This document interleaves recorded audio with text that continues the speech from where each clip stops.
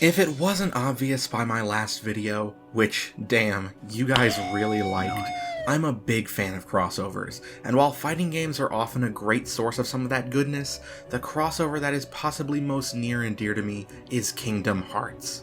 Cringe or not, I grew up with Disney, and I still love a lot of their work to this day, both in movies, TV series, and games. So, naturally, seeing them cross over with something so different than their usual prerogative, in this case, the JRPG juggernaut Squaresoft, now known as Square Enix, definitely caught my eye when I first heard about it from a friend. I've literally grown up with this series, and I'm currently highly anticipating the release of the 4th numbered title. But even though I'm mostly here for the original characters at this point, I can't deny that the Disney half still holds a charm all its own, and learning what each new Disney World is going to be is a hype cycle almost as intoxicating as fighting game reveals. But despite being 10 games deep, and with the 11th soon to release prior to Kingdom Hearts 4, we've barely scratched the surface of potential worlds. So what do I want to see show up in the series next? The only rules I have this time are that these have to be based on Disney or Pixar films, nothing acquired, as we do not have confirmation if properties such as Marvel, Star Wars, or yes, even The Simpsons are on the table, despite being owned by Disney. Though I would laugh my ass off if The Simpsons were to be included. So, what you're telling me is that Mr. Burns has turned into a Heartless? Sora, Donald, Goofy, get in the car. We're going to Moe's so I can get drunk before we show my boss the what for. I'll also not be including Disney's television series such as Gravity Falls or Phineas and Ferb, as we don't have any proof that they're on the table, as every world thus far to actually make an appearance in the series has been based on a film. Before we get to the actual picks though, I want to give a few quick honorable mentions. I really wanted to include the 2012 version of Frankenweenie, as it's a personal favorite of mine, and I love the classic monster movie aesthetic, but I ultimately ended up choosing a different world with a similar atmosphere. Similarly, I ended up cutting the version of Hawaii from Lilo and Stitch, as while I do personally want to see that world again, especially beyond the ship, it was too similar to another world later on. Then there's The Jungle Book, which has been considered multiple times to be included in the series, and even made it into the development for Birth by Sleep, but like in real life, I had to cut that one from the list, ironically for the same reason as the last honorable mention, Zootopia. While a great film in its own right, and definitely a world that would be utterly gorgeous, both of these worlds feature anthropomorphic animals, and in the latter, to fit with the world order and all that, Sora would definitely need to be transformed into one himself, like Atlantica or Halloween Town, and I already have a world I'd vastly prefer full of anthro-animals, being... Robin Hood and Little John are walking through the forest, laughing back and forth at what the other had to say. This was my absolute favorite film when I was a kid, at least as far as Disney goes. I had a VHS tape of this that I would watch constantly. Well, up until I got Scooby-Doo 2 and Shrek, but I digress. Robin Hood is a tale that I've always taken a fascination with, and the vibrant designs of the characters always brought a smile to my face. With the modern world design of Kingdom Hearts 3, I think this would be my absolute favorite just to explore, as you'd have the forest itself, but also the jail, the town of Nottingham, the dungeons. Tangled may have had a similar aesthetic for its more natural areas, but that was utterly gorgeous, and I'd love to explore a fleshed out forest filled with traps you could utilize on enemies, naturally set up by the Merry Men. Speaking of them, you'd naturally have both Robin Hood and his right-hand man, Little John. Whoops, sorry, wrong guy. Robin Hood would want to stay away from the Heartless, sniping at them with arrows, while Little John would take a more direct approach. Naturally, there'd be a scene where you'd fight Prince John's minions at the archery tournament. Maybe there'd even be a minigame there, and you'd have to rush to save Robin Hood from being executed, dueling with the Vulture prison guards in a boss fight. A perfect place for Rowdy Rumble to play, if I do say so myself. I've wanted this one in the series since I first got introduced to it. Heck, I'd say I've been wanting this one about as long as I've wanted Sora to get in Smash, and if that can happen, I'd say nothing's impossible. I can even imagine some fun details they could include, such as having Sora's face thrown on wanted posters, and maybe even having Alan Adale show up in some scenes. Speaking of him, the music would naturally be inspired by the Bard's tunes from the film. If they wanted to directly translate a tune to it, like some other worlds, Phony King of England would be a great starting point. But speaking of England...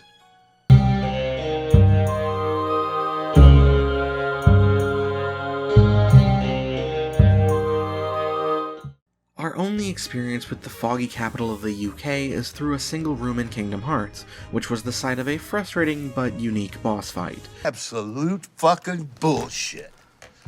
Unprofessional bullshit.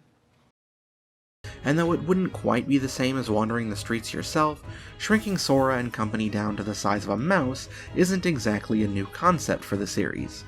This world would be a unique one, as the combat would take a bit of a backseat to searching for clues with Basil and Olivia. I'll be honest, I don't have much to say about this one, as anyone who's seen the movie can recognize how you would handle it. While we sadly can't have the late great Vincent Price reprise his role, Professor Ratigan, the world's greatest criminal mind, he would still be an excellent boss while traversing an intense platforming challenge, dueling with him in the inner machinations of Big Ben itself. Though I definitely think a world mostly devoid of combat, at least story-related combat, would be a welcome change of pace. The last few times, Atlantica in KH2 and the 100 Acre Wood in KH3, haven't been that great, but I think taking a break from the action for a puzzle-oriented world would be really cool, and I can think of no better choice than this one. But this isn't the only world where I suspect Sora and company would be shrunk down.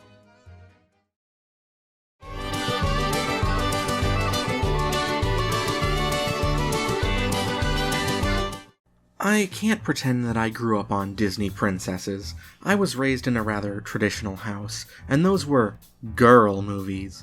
But I don't think that any form of pop culture inherently belongs to one group of people, and there's just as much love and care poured into this story as any other film. Heck, I'd argue that the, unfortunately most recent, 2D animated Disney film has more soul than a lot of the classics. It's got nuance, it's got charm, and it's a stunningly gorgeous film to look at, which is the primary reason I'm interested in including it. Well, that and the film's villain, voiced by the talented Keith David, is one of Disney's best and most interesting. But there's also definitely some other cool aspects to this world. Working along with Tiana and Naveen in their frog forms to travel to the bayou and back, a duel with enemies while moving between Mardi Gras floats, and of course, a fateful duel with Dr. Facilier in the graveyard, with him receiving assistance from his friends on the other side and his shadow. I mean, it fits all too well with the themes of the series, especially with the lesson Sora had to learn at the end of the previous title.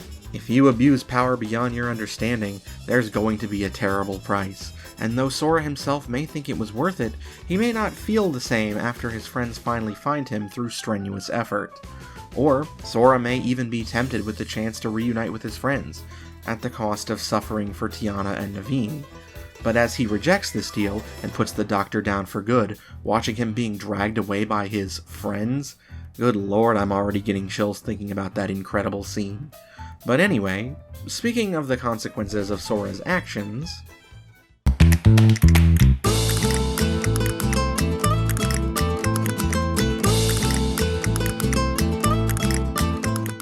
in one of our very few glimpses at Kingdom Hearts 4, we have Donald and Goofy wandering the underworld of Olympus Coliseum in an attempt to find Sora.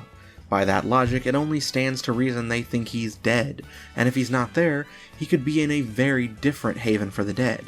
It might take some retconning, but searching the vast world of Coco's Land of the Dead would make for a stellar set piece with its beautiful visuals, as well as tying into previous themes from the series, remembering those we can't be with. I'd even say this would be a perfect world for Kairi specifically to explore as she searches for Sora, and noting that, though he's not here, she still knows he's out there. Coco is a personal favorite film for me, considering I lost my own grandma when I was younger, and I think Hector would make a great teacher for both Miguel and Kairi, that they'll still be by our side so long as we remember them. That said, of course, Sora isn't here. But this isn't the only world where the dead can be communicated with.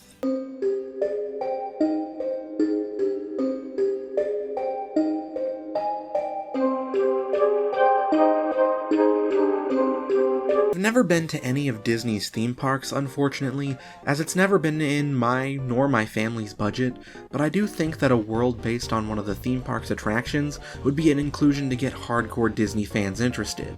I guess technically the Pirates films count towards that, but I wouldn't want them to use either the 2000 or 23 films for this next one. I'd prefer a completely original plot. The heroes could come here searching for Madame Leota to see if she could find any information on Sora's fate or how to find him, but end up being trapped in the haunted mansion by some of the ghosts. leading them to need to exorcise them from the mansion to find her. Naturally, some of the more famous haunts from the ride, such as the iconic Hatbox Ghost, would appear in Luigi's Mansion-esque boss battles, along with normal enemy varieties. I don't want to make it too scary since the game does need to be appropriate for a younger audience, so I'd structure it more like a classic Scooby-Doo episode. Maybe instead of the spirits themselves being evil, we could have a malevolent Heartless essentially corrupting the manor and its inhabitants, sort of a callback to Oogie Boogie's appearance in the first game. At the end of the world, the sun would rise, signaling the end of the Dark Age. And speaking of the sun...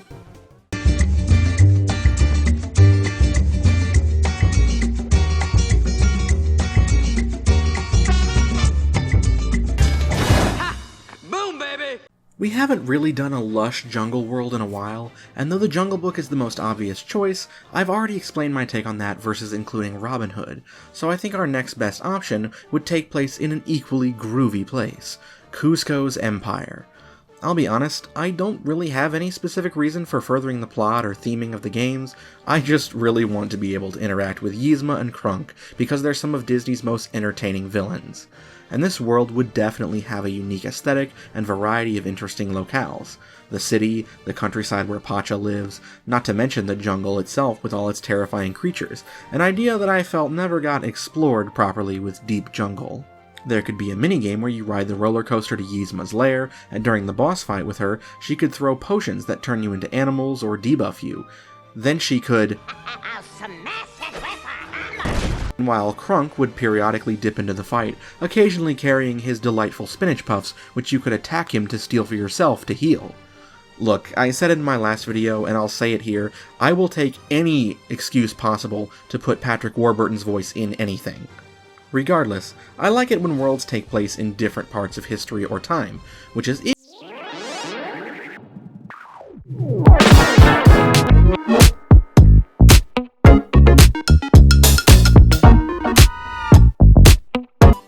I initially had some trouble including this one, as I struggled to find a way to incorporate its themes into the setting, but eventually I just said screw it because I thought the setting itself was unique enough to warrant inclusion. I'm not a game writer, just an idea guy, so I'm sure they would find something to do with it. Maybe Sora could find some common ground with Eva, knowing that despite her programming, she learned to do what she believed was right, a parallel to what he did for Kairi, and the mirror side of the coin to what he learned from Tiana and Dr. Facilier. Not to mention that despite not understanding what's going on, Sora would absolutely take their side without a second thought, which could lead to a really cool boss fight with Otto while protecting the plant. I imagine if Sora is still visiting other worlds while in the realm that Quadratum is in, Donald and Goofy won't be joining him in his party, meaning he'll only have partners when world-exclusive characters join by his side, and seeing Wally and Eva being dumped into the trash chute would be cause for him to duel with Otto 1v1, which would make an awesome set piece.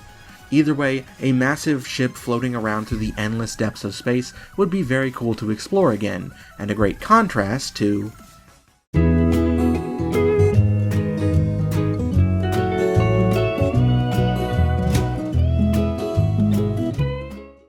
By far my pick for the most likely world to show up in Kingdom Hearts 4, I am not immune to the infinite charm that this film brought to life. I mean, it's like it's tailor-made for the series. The main protagonist is literally trying to return an artifact called the Heart of Te Fiti. There are two main protagonists that would make perfect party members in Maui and Moana herself, with the former using his demigod powers and raw strength to brawl, and the latter using an oar as well as the power of the ocean itself. Shea Frillis Productions, Tamatoa, is literally the perfect giant mid-boss, and his lair is perfect for a cinematic boss fight. Ever since playing the Caribbean in Kingdom Hearts 3, I've been itching for another absolutely massive world where you can sail from place to place with plenty of hidden treasures and goodies to find. While it's definitely not my favorite Disney film of all time, its potential for Kingdom Hearts specifically makes it the most appealing option to me, even if we'd probably have to get an impersonator for Maui. There could even be random encounters with the Kakamora like the random pirate encounters in KH2. It's literally the perfect successor to Pirates, and could even tie into the new Seven Hearts, as could Tiana or even Maid Marian, considering they set it up in the previous game, but gave us no indication of who the others would be outside of maybe Rapunzel. Regardless, Moana is the one I would most like to see. So, how'd I do? Did I talk about a Disney film you'd like to see when the next title rolls around? Are all these too safe or not interesting enough? How would you incorporate their stories into the themes of the Kingdom Hearts series? I definitely could have kept going, as there are plenty of other Disney properties I'd like to see incorporated, both film and otherwise. From Gravity Falls, to DuckTales, to Inside Out, to The Incredibles, and naturally the world of Star Wars would be worth it all just so Sora could get a lightsaber Keyblade. Don't even try to say that wouldn't be the sickest weapon in the series. And that's not even touching potential other Square Enix IP that would be cool to cross over with, or specifically any of the new Final Fantasy characters I'm itching to see with a slick redesign. But eventually I have to stop, otherwise I'll talk your ear off about the series all day. My name's been Gigi, the Nerd Incarnate, not holding my breath for Kingdom Hearts news. And if you like what I had to say today, maybe like and share with your fellow Keyblade warriors, maybe follow me on Twitter, or leave a comment to let me know about how much you want Mary Poppins in the game. I hope you have an incredible day. Peace out.